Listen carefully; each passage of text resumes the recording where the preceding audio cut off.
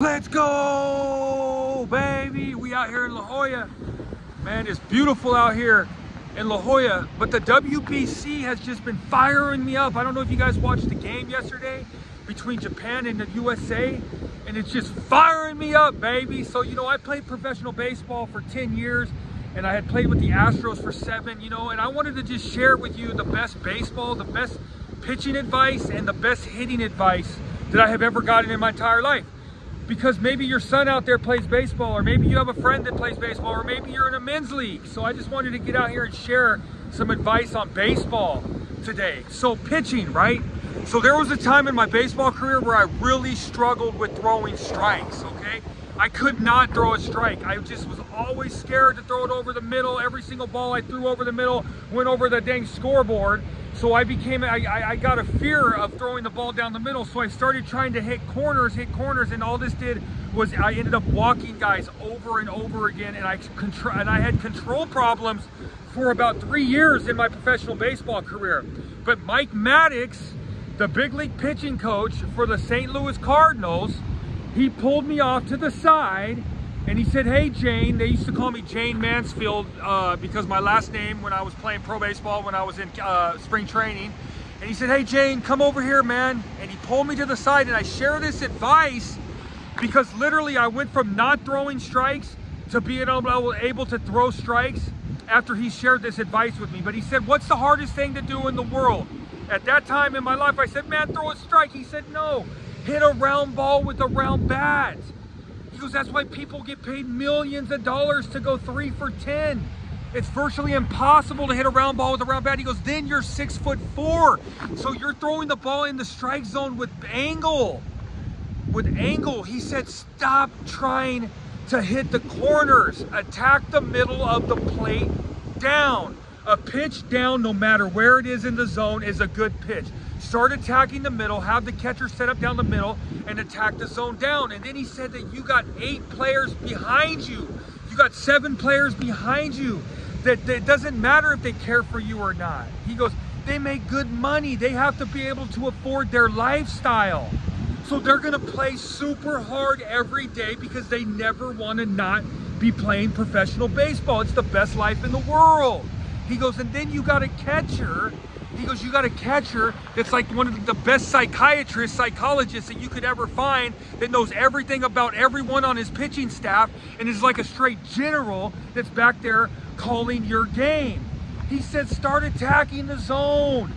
Stop trying to hit the corners. Attack the zone down."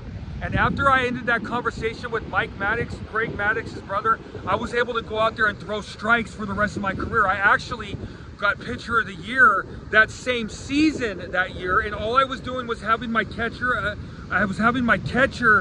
right down the middle set up and keep his glove down. So I would just get up there, I'd lift my leg, and I would just, boom, I would attack the zone down.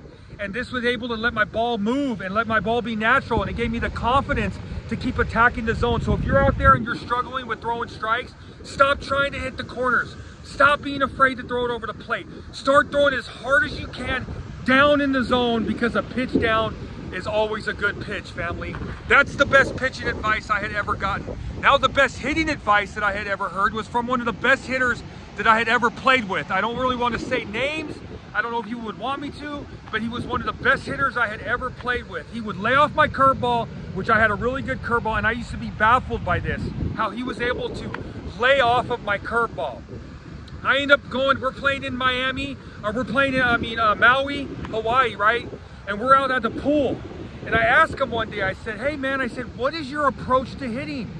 And he told me this. He said ever since he was a young man back in high school, he used to put a bowling alley. So he would be at the plate during batting practice. Anytime he was in the plate, he would have 9 lanes. He would have 9 lanes that he visualized over and over again. When that ball would leave the pitcher's hand, if it was in the 3 lanes on the inside, he would just take. If it was on the outer 3 lanes, he would take. But if it was in those middle 3 lanes, he would just let that dog eat, my boy. He would let that bat come full speed, and he would attack it with all his might. And he did this for years. He visualized those 9 lanes until it became a part of his approach. Then I asked him, how did you used to be able to lay off my curveball so much? He said it's the hardest thing to do is to throw a curveball for a strike. So anytime you throw something off speed, the ball pops. It goes up first. It has this little pop to it. Changeup, curveball, slider, everything has a little pop. And when he would see the hand do that, he would automatically take. So he was never swinging at the breaking ball anyways. He was getting himself into hitter's counts, family. But get the 9 lanes, visualize it, and whenever that ball goes down, those 3 on the inside or those 3 on the outside, just take.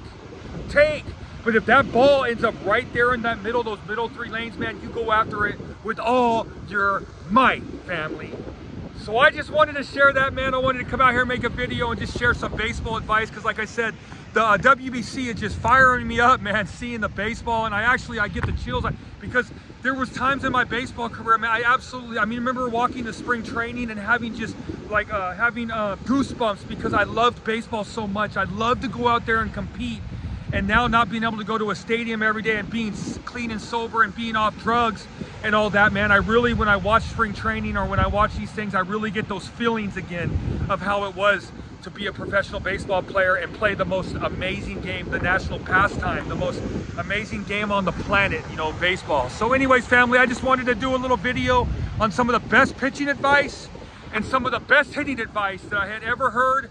Because maybe you have a friend, or maybe you have a kid, or maybe you're coaching baseball, and maybe you want to show them this video, man. But let's have a great day. Like I said, God is good. We got the evidence all around us, family. We got the evidence everywhere, because our God is a good, good Father. Let's have a good day, family. And you know how I like to end every video. Let's go, man.